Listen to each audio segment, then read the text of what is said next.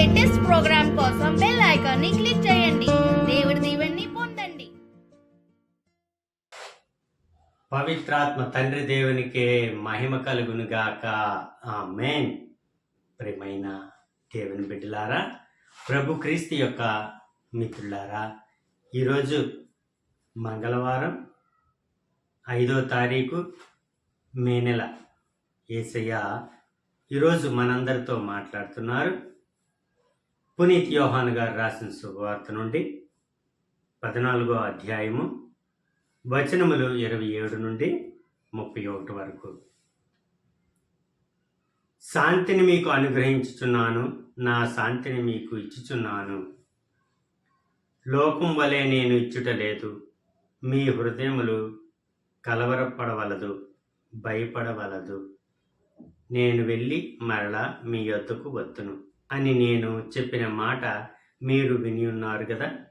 తండ్రి నాకంటే గొప్పవాడు కనుక మీరు నన్ను ప్రేమించిన ఎడల నేను తండ్రి యొద్దకు వెళ్ళుచున్నందుకు మీరు సంతోషించెదరు.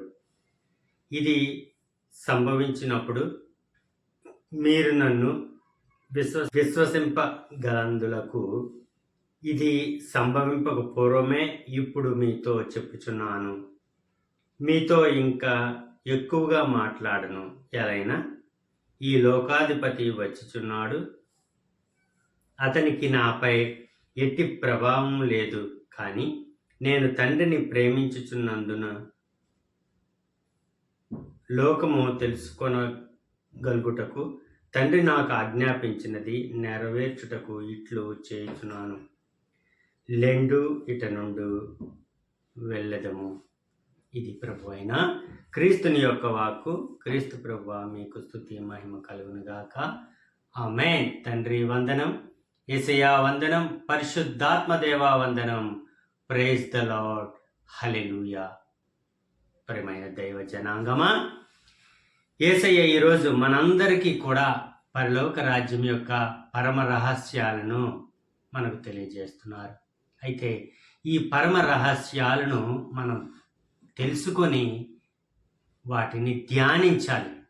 అప్పుడే మనము నిజమైన ధన్యులము, ప్రభు క్రీస్తు యొక్క మిత్రులుగా, తన వారసులుగా, తన బిడ్డలుగా మనం జీవించగలుగుతాం.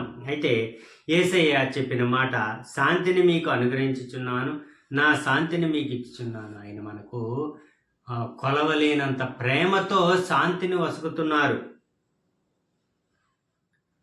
అది మీకు, నా శాంతిని మీకు ఇచ్చుచున్నాను, లోకం వలె నేను ఇచ్చుట లేదు. మీ హృదయములు కలవరపడవలదు, భయపడవలదు. భయపడకండి. మీ హృదయంలో కలవరపడకండి, భయపడకండి. ఇటువంటి భయము కూడా మీరు పొందకండి అని యేసయ్య మనకు తెలియజేస్తున్నారు. నేను వెళ్ళి మరలా మీ వద్దకు వస్తాను అని నేను చెప్పిన మాట మీరు విని ఉన్నారు కదా. తండ్రి నాకంటే గొప్పవాడు కనుక మీరు నన్ను ప్రేమించిన ఎడల నేను తండ్రి వద్దకు వెళ్ళుచున్నందులకు మీరు సంతోషిస్తారు. Praise the lord. హల్లెలూయా. మీరు నన్ను ప్రేమిస్తున్నారు కాబట్టి నేను తండ్రి దగ్గరికి వెళుతున్నాను, వెళ్ళి మరలా తిరిగి వస్తాను. మీరు నన్ను ప్రేమిస్తున్నారు కాబట్టి నేను తండ్రి దగ్గరికి వెళ్తున్నానని మీరు తెలుసుకొని మీరు ఇంకా ఎక్కువగా సంతోషించండి. అంతేగాని భయపడకండి, కలవరపడకండి. మీకేం భయం లేదు, నేను మరలా మీ దగ్గరికి వస్తాను అని వాగ్దానం చేస్తున్నారు యేసయ్య. ఇది సంభవించినప్పుడు మీరు నన్ను విశ్వసించగలందులకు, ఇది సంభవింపక పూర్వమే మీతో చెప్పుచున్నాను.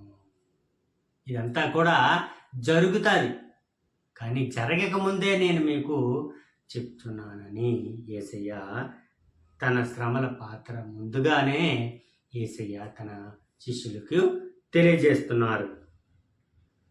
మీతో ఇంకను ఎక్కువగా మాట్లాడను. ఎలైనా ఈ లోకాధిపతి వచ్చినాడు, అతనికి నాపై ఎట్టి ప్రభావం లేదు. కానీ నేను తండ్రిని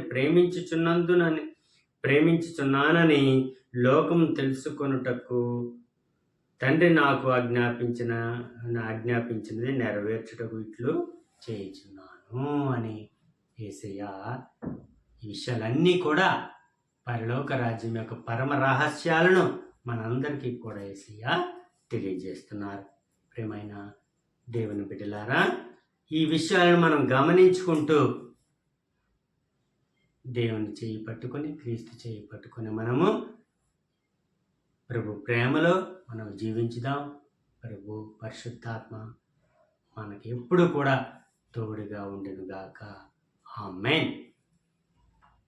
తండ్రి, కుమార పరిశుద్ధాత్మ దేవ, ఈ దినం ఈ చిన్న వాక్య పరిచర్యను విన్న ప్రతి ఒక్కరిలో కూడా మీ పరిశుద్ధాత్మను నింపండి తండ్రి. మాకు ఆయురారోగ్యాల నుంచి మీ సేవలో నడిపించండి తండ్రి. మా చేయి పట్టి మీ సేవలో నడిపించండి.